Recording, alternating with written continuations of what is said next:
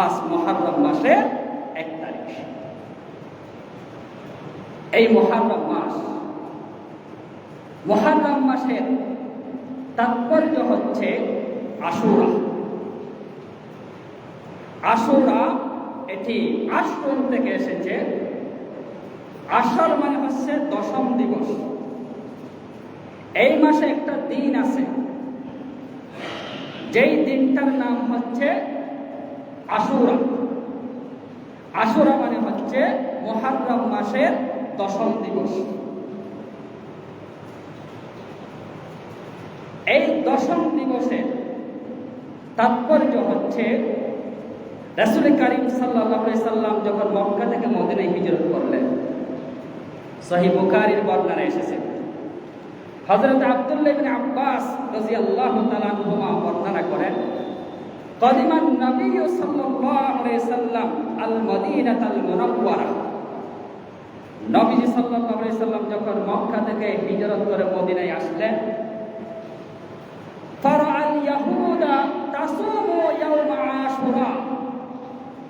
আল্লাহর হাবিব সাল্লাল্লাহু আলাইহি সাল্লাম দেখলেন ইহুদিরা রোজা রাখে, ইহুদিরা রোজা রাখছে। ফাকালা মা হাযা। নবীজি প্রশ্ন করলেন ইহুদিদেরকে, আহলে কিতাবদেরকে প্রশ্ন করলেন, মা হাযা, এটি কোন দিন? আল্লাযী তাসুমুনাহু, যেই দিনে তোমরা রোজা রাখছো। রোজা রাখার বিষয়টা কি? তোমরা আজকের দিনে কেন রোজা রাখছো? এটি কেমন দিন? ক্বালু, তখন ইহুদিরা জবাব দিলেন, হাযা ইয়াউমুন সাদিকুন, হাযা ইয়াউমুন আযীম। এটি হচ্ছে একটি নেককার দিন, ভালো দিন। এটি একটি বড় দিন, মর্যাদাপূর্ণ দিন। হাযা ইয়াউমুন নাজ্জাল্লাহু সুবহানাহু ওয়া তাআলা ফীহি বনু ইসরাঈল মিন আদুবিহি সুবহানাল্লাহ। এই দিনে আল্লাহ সুবহানাহু ওয়া তাআলা মূসা আলাইহিস সালাতু ওয়াস সালাম এবং বনি ইসরাঈলদেরকে ফিরআউনের খবর থেকে, দুশমন থেকে, শত্রু থেকে মুক্তি দান করেছেন। সুবহানাল্লাহ।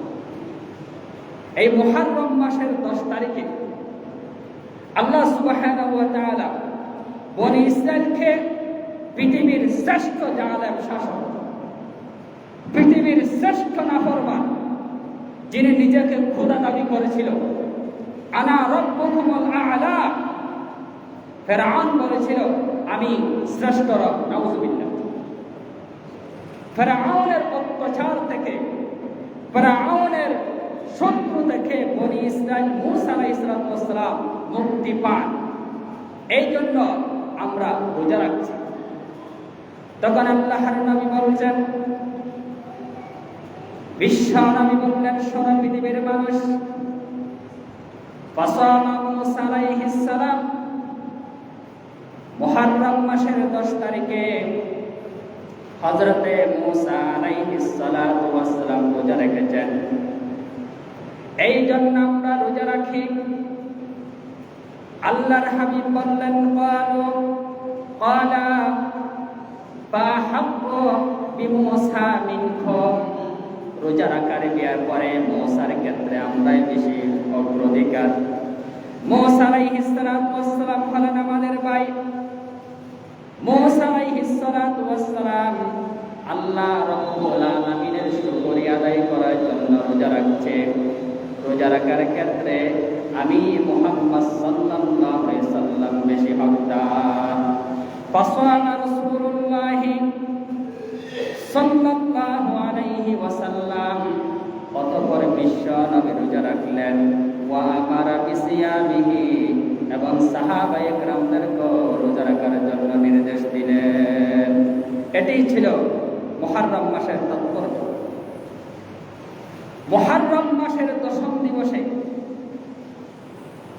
মূসা আলাইহিস সালাতু ওয়াস সালাম বনি ইসরাঈলদেরকে নিয়ে সমুদ্র পেরিয়ে দিয়েছিলেন। ফিরআউনের অত্যাচার থেকে তারা মুক্তি লাভ করেছিলেন। এই জন্য ইহুদিরা রোজা রাখছে। আল্লাহর হাবিব বলেছেন, তাহলে এই ক্ষেত্রে রোজা রাখার ক্ষেত্রে তো আমরা বেশি হকদার, আমরা রোজা রাখবো। আল্লাহর হাবিব মুহররম মাসের 10 তারিখে রোজা রাখছিলেন। সাহাবায়ে কেরামদেরকে নির্দেশ দিলেন তোমরাই রোজা রাখো। সুতরাং এই মাস মুহররম মাস, মুহররম মাসের অন্যতম শিক্ষা হচ্ছে রোজা রাখা। কি রাখা? রোজা রাখা। রোজা রাখবেন। রোজা কয়টা রাখবেন? 2টা রাখবেন। কারণ ইহুদিরা রোজা রাখছিল একটা। আল্লাহর হাবিব যখন রোজা রাখার কথা বলেছিলেন, সাহাবায়ে কেরাম প্রশ্ন করেছিলেন, ইয়া রাসূলুল্লাহ, ইহুদিরা রোজা রাখে, আমরা যদি রোজা রাখি তাদের সাথে তো মিলে যাচ্ছে, এটা কেমন কথা? আমরা কি করবো মুহররম মাসের 10ম দিবসে? আল্লাহর হাবিব বলেন, খালিফু, তোমরা খালিফুল ইয়াহুদ, ইহুদিদের বিরুদ্ধে করবা। তারা একটা রোজা রাখে আর তোমরা 2টা রোজা রাখো। আল্লাহর হাবিব বলছেন, আমি যদি আগামী বছর জীবিত থাকি তাহলে 10 তারিখের সাথে আরেকটা রোজা রাখবো। 10 তারিখ, 11 তারিখ অথবা 9 তারিখ, 10 তারিখ। কিন্তু আগামী বছর আস্তে আস্তে নবী সাল্লাল্লাহু আলাইহি ওয়াসাল্লাম ইন্তেকাল করেছেন, রোজা রাখতে পারেন নাই। কিন্তু আল্লাহর হাবিব আমাদেরকে শিখিয়ে গেছেন, হে উম্মত, তোমরা ইহুদি খ্রিস্টানদের বিরোধিতা করে চলবা। ইহুদি খ্রিস্টানরা যা করে তোমরা তার বিরোধিতা করবা। তারা একটা রোজা রাখে, তোমরা 2টা রোজা রাখে বিরোধিতা করবা, যাদের সাথে সাদৃশ্য না। হাদিসে এসেছে, মান তাশাব্বাহা বিকওমিন ফাহুয়া মিনহু। যে জাতি, যারা, যে সম্প্রদায় যাদের সাথে সাদৃশ্য রাখে তারা তাদের থেকে গণ্য হয়। এই জন্য ইহুদিদের বিরুদ্ধে করে চলতে হবে। আযান শুনলে ইহুদিদের কষ্ট হয়, মুনাফিকদের কষ্ট হয়, বেঈমানদের কষ্ট হয়, কিন্তু মুমিনদের খুশি হওয়া উচিত, খুশি রাখা উচিত। অথচ আমাদের কালচার, আমাদের চরিত্র, আমাদের লেবাস, আমাদের পোশাক, আমাদের আচরণ সব কিছু ইহুদি খ্রিস্টানদের সাথে সাদৃশ্য হয়ে যাচ্ছে। সুতরাং মুহররম মাসের 10 তারিখ অত্যন্ত দামি দিন। এটি হলো আশুরা। এই আশুরার দিনের তাৎপর্য হচ্ছে এই দিনে আল্লাহ পাক রব্বুল আলামিন মুসা আলাইহিস সালাতু ওয়াস সালাম ও বনি ইসরাইলকে ফিরআউনের অত্যাচার থেকে, খবর থেকে মুক্তি দিয়েছেন। এই জন্য তারা রোজা রাখছে, আমরা রোজা রাখব। এটি হচ্ছে সুন্নাহ।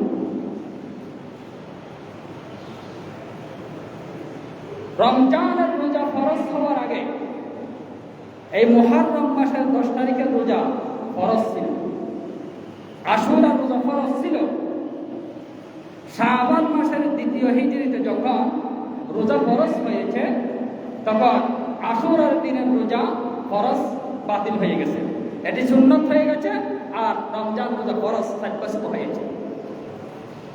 সুতরাং আমরা যদি পারি এই মুহররম মাসের 10 তারিখ আশুরার দিন, এই আশুরার দিনে আমরা 2টা রোজা রাখার জন্য চেষ্টা করব। 9 তারিখ, 10 তারিখ অথবা 10 তারিখ, 11 তারিখ। আবার বলছি, 9 তারিখ, 10 তারিখ বা 10 তারিখ, 11 তারিখ 2টা রোজা রাখার জন্য চেষ্টা করব। হাদিস এসেছে, قال رسول الله صلى الله عليه وسلم أفضل الصيام بعد رمضان شهر الله المحرم।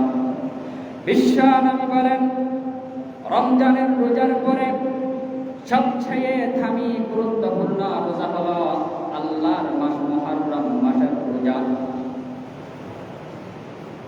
মুহররম মাসের রোজা সবচেয়ে দামি। ওয়া আফজালুস সালাত বাদাল ফারিজা, এবং ফরজ নামাজের পরে সবচেয়ে দামি নামাজ হলো সালাতুল লাইল, রাতের নামাজ, তাহাজ্জুদের নামাজ। দেখেন, একটা হাদিস খুব দামি। রমাদানের রোজার পরে সবচেয়ে ফজিলতওয়ালা রোজা হলো আল্লাহর মাস মুহররম মাসের রোজা। মুহররম মাসকে বলা হয় শাহরুল্লাহিল মুহররম, আল্লাহর মাস। ফরজ নামাজের মধ্যে ফরজ নামাজের পরে সবচেয়ে দামি নামাজ হচ্ছে সালাতুল লাইল, রাতের নামাজ, তথা তাহাজ্জুদের নামাজ সবচেয়ে দামি নামাজ। এই আশুরার দিনের রোজার ফজিলতের কথা হাদিস এসেছে। قال رسول الله صلى الله عليه وسلم صيام يوم عاشوراء إني أحتسب على الله أن يكفر السنة التي قبله। বিশ্বনবী মুহাম্মদ সাল্লাল্লাহু আলাইহি সাল্লাম বলেন, আমি আল্লাহর কাছে আশাবাদী, আশা রাখি আশুরার দিনের রোজা, যে আশুরার দিনের রোজা রাখে, একটা রোজা রাখলে আল্লাহ পাক তার পেছনের 1 বছরের গুনাহ ক্ষমা করে দিবেন। সুবহানাল্লাহ। দেখেন, পূর্ণ 1 বছর কে রোজা রাখে? কে পারবে? পূর্ণ 1 বছর রোজা রাখতে কে পারবে? আশুরার দিনে যদি একটা রোজা রাখেন, পিছনের 1 বছরের গুনাহ আল্লাহ ক্ষমা করে দিবেন। এই হাদিসের মধ্যে বেজাল নাই, সহিহ হাদিস, বিশুদ্ধ হাদিসের বর্ণনা।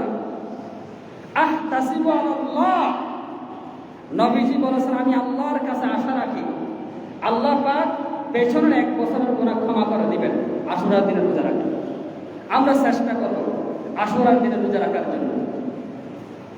রাসূল করিম সাল্লাল্লাহু আলাইহি সাল্লামের সহধর্মিণী হযরত হাফসা রাদিয়াল্লাহু তাআলা আনহা বলেন, আরবাতুন লাম ইয়াকুন ইয়াদউহুন্না, নবীজি সাল্লাল্লাহু আলাইহি সাল্লাম 4টি কাজ কখনো ছাড়তেন না।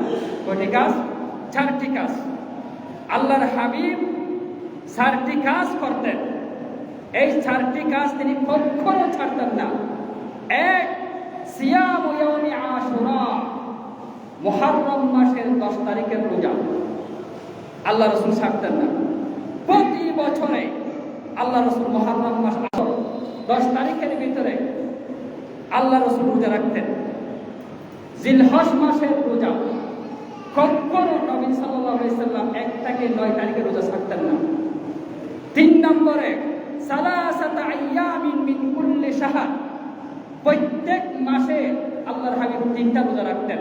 13, 14, 15, 13, 14, 15 হাদিসের ভাষায় এই রোজাগুলোকে আইয়ামে বীজের রোজা বলা হয়। প্রতি মাসে 3টা রোজা নবীজি সাল্লাল্লাহু আলাইহি সাল্লাম রাখতেন। 4 নম্বরে রাকাতাইনি ক্বাবলা সালাতিল ফজর, ফজরের নামাজের পূর্বে, ফজরের 2 রাকাত ফরজের আগের সুন্নাত কখনো ছাড়তেন না। 2 রাকাত সুন্নাত, ফজরের সুন্নাত আল্লাহর হাবিব কখনো ছাড়তেন না। এখন তো সুন্নতের কথাই তো দূরে, ফরজও কেউ পড়ে না। ফরজই আমাদের ঘাটতি। আমি বলবো আজকে ফজরের নামাজ যারা পড়েন নাই, এই জুমার নামাজের আগে ফজরের 2 রাকাত ফরজ নামাজ আগে আদায় করবেন।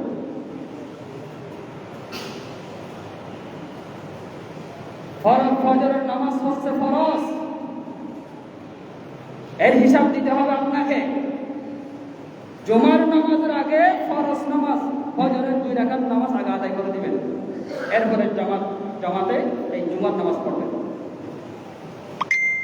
নবীজি সাল্লাল্লাহু আলাইহি সাল্লাম এই 4টা কাজ কখনো ছাড়তেন না।